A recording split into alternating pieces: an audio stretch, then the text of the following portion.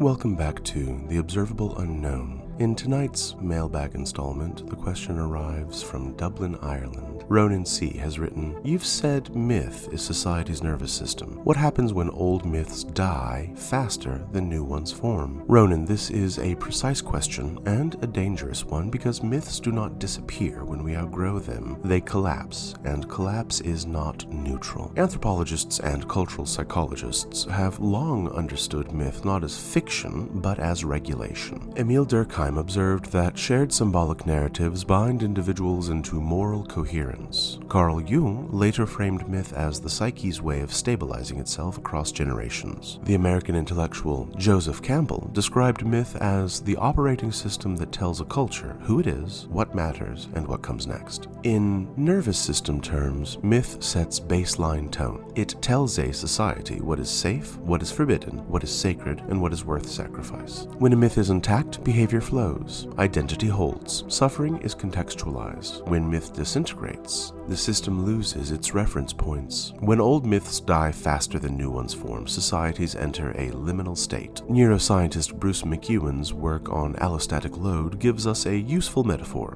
Systems can adapt to change, but only when stressors are coherent and temporary. Chronic ambiguity exhausts regulatory capacity. Cultures behave the same way. Without shared myths, meaning becomes privatized. Anxiety rises. Extremes attract. Narratives harden into ideology or dissolve into nihilism. The danger isn't disbelief. It's unmoored belief. People don't stop needing myth. They seek substitutes. Conspiracy, celebrity, algorithmic identity, and perhaps most dangerously, nationalism. These are not new myths. They are fragmented reflexes. A nervous system without organizing narrative defaults to vigilance. Threat perception increases. Curiosity collapses. Moral reasoning narrows. This is why periods of mythic breakdown are often marked by polarization and cruelty. Not because people become evil, but because their orientation has been lost. Without myth, suffering feels personal and random. Without myth, the future can't be imagined. Without myth, the self cannot locate itself inside time. The observable unknown here is frightening. Societies don't unravel from too much imagination. They unravel from too little shared meaning. New myths don't arrive by decree. They emerge slowly through art, ritual, language, and lived coherence. They're tested in bodies before they're believed in minds. Healthy myths don't demand obedience. They invite participation. They restore proportion. They place the individual inside something larger without erasing agency. We're not waiting for new myths to be invented. We're waiting for new myths to be lived convincingly enough to be trusted. Ronan, when myths collapse faster than meaning forms, the task isn't to cling to the old or rush to the new. The task is to listen carefully to what people are trying to belong to. This is because beneath every failing myth, there's a nervous system asking for orientation, safety, and purpose. If this reflection has stirred something in you, I'd love to hear all about it. Please contact me through my website, drjuancarlosrey.com, or through crowscupboard.com. And wherever you've listened to this podcast, please consider leaving a review and a rating. Your words help this work reach those navigating the same questions. Thank you for your attention, for your curiosity, for your willingness to ask what comes after collapse. Until next time, this has been The Observable Unknown.